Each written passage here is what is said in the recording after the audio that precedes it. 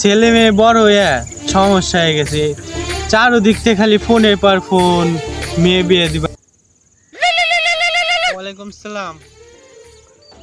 এই একটু আপনার মেয়ে আছিল, ওই মেয়ের ব্যাপারে কথা বলতেছিলাম। মেয়ের ব্যাপারে হ্যাঁ, বলেন।